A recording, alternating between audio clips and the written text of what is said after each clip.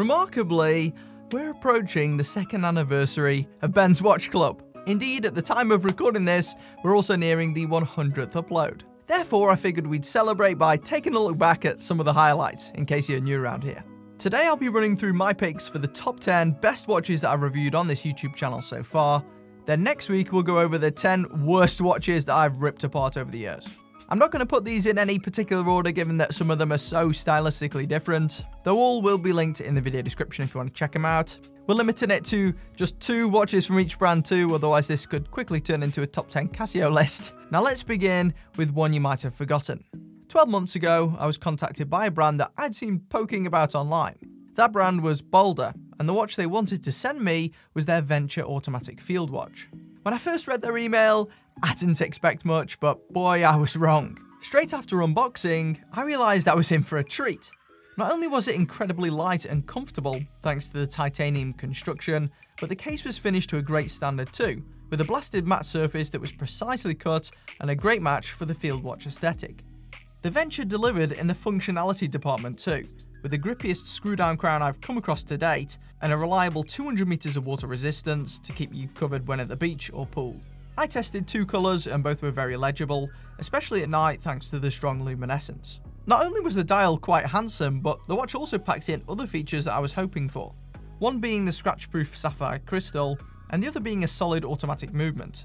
Indeed, within was a Seiko NH35A, which helped round out a very compelling £220 watch.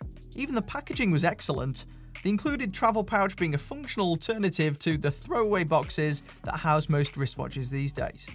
My only real gripe with the watch was the NATO strap, which didn't lack in quality, but did boost the on-wrist depth of this already chunky watch.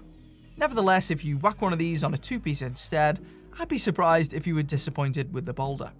If you don't quite have the budget for one of those, it might be worth considering the next watch on this list. This is the dirt cheap Loris Field Watch, which hit the channel back in February 2020, right as COVID hit the UK. Control the virus, go to work, sit in the sun, stay alert. The value of this little budget beater well and truly blew my socks off, as the title of that video suggested.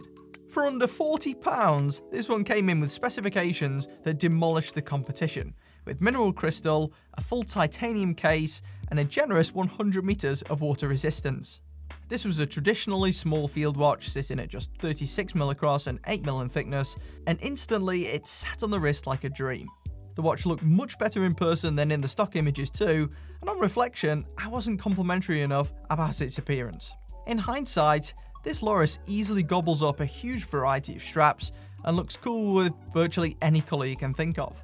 Despite being rather simple, I was impressed with the neatness and clarity of the inked Arabics and text, considering how cheap the watch was retailing for at the time. The cream dial also contributed to this being a real looker, though you'll want to opt for an alternative to the rudimentary stock band if you want to get the full experience with this piece. I can't think of many better ways that I've spent £40 than this little Loris, so it had to make the list. Currently supply seems to be limited, so don't go paying over the odds or you might sacrifice some of that cheerful charm. Let's head from classic field watches to classic digitals now, with, of course, the Casio A700. I nearly went with the W86 here given its strengths, but the A700 just about edged it. I first covered this watch back in July last year, and its formula for success was pretty simple. It takes the blueprint from previous successful Casio models and packs those perks into a slimmer, sleeker package with a better backlight system.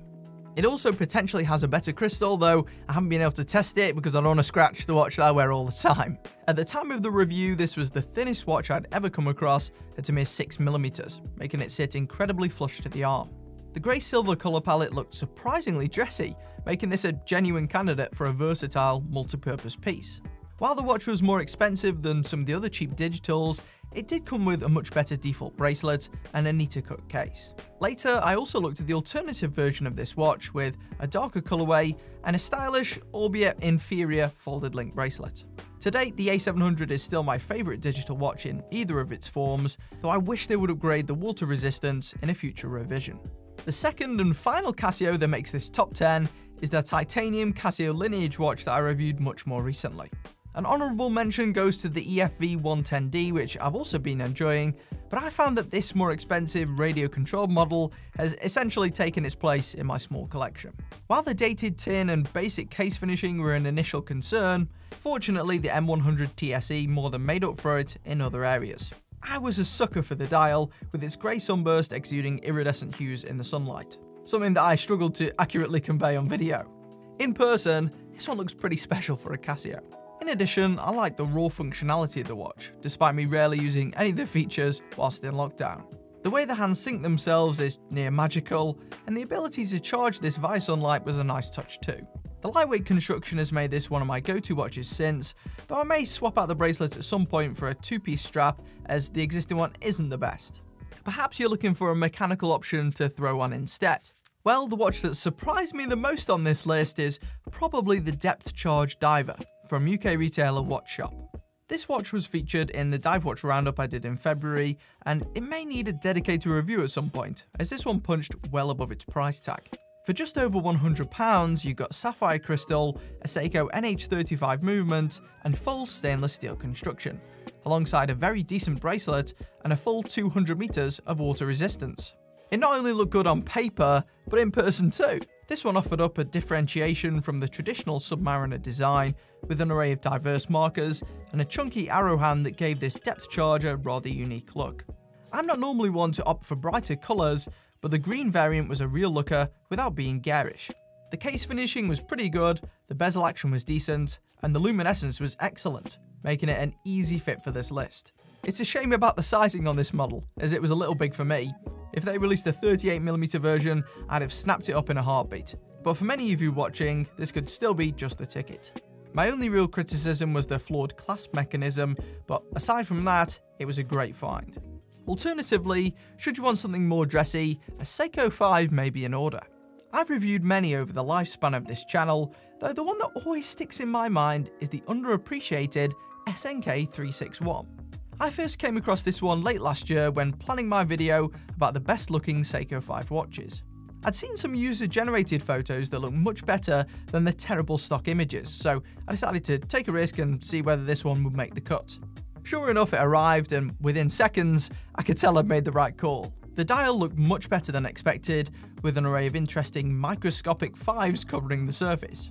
Not only was that level of detailing impressive, but the case, handset and markers certainly gave off a touch of that Rolex Oyster Perpetual vibe without being a full-on pretentious copy. Obviously, it wasn't done to the same standard, but it looked really good. It came with reasonable luminescence and a rather standard mineral crystal, though did pack a Seiko automatic movement in for a decent price.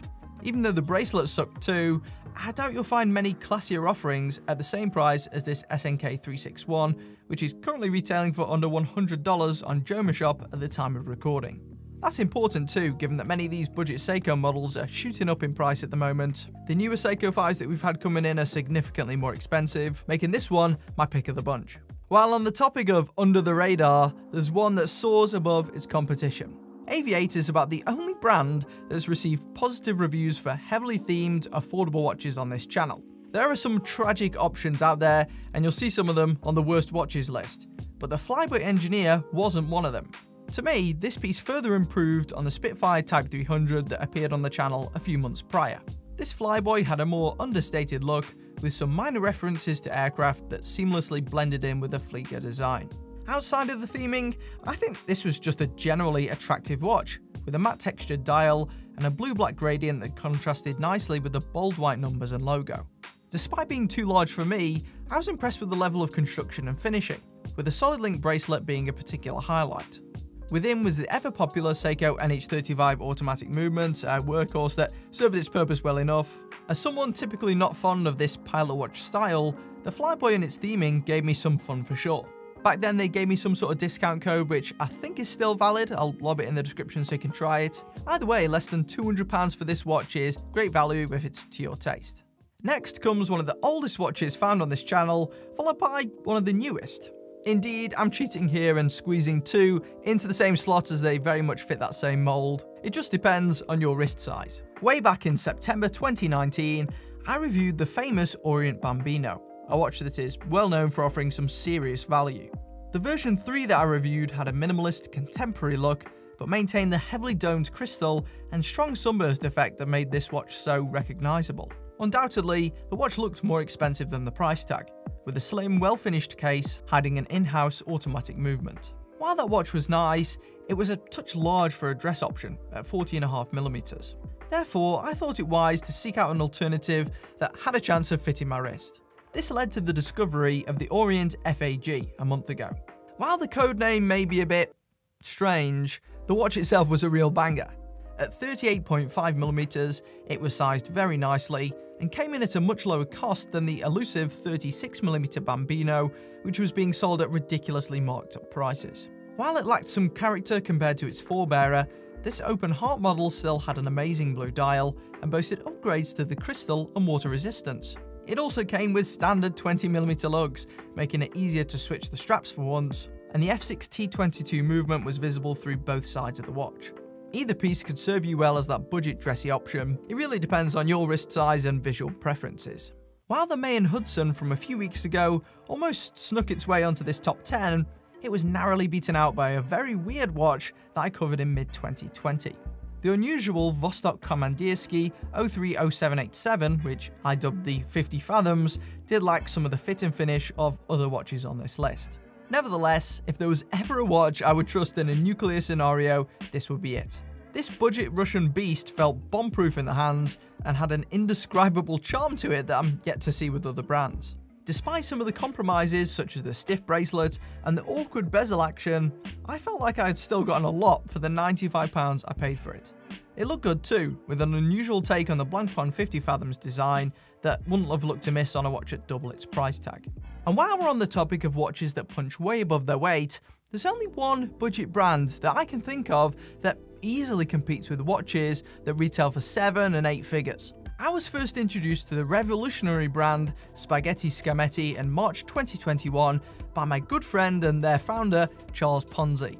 I've since had the incredible honour of handling some of these affordable luxury timepieces, as well as a fatback hander, and by gosh, Patek must be quaking in their boots. Not only did their launch collection boast top-tier alloy construction, but also guaranteed dirt under the crystal, as well as certified misalignment on every unit.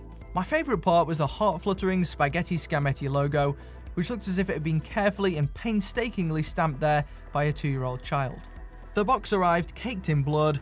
I'm assuming the remains of the now deceased middlemen that were eliminated in the name of cutting costs. For a mere $897, this is undoubtedly the deal of the century for those who were lucky enough to get scammed by the first crowdfunding project.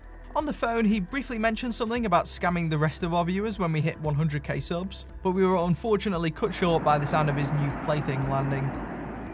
I know at the beginning I said that this list wasn't in any sort of order.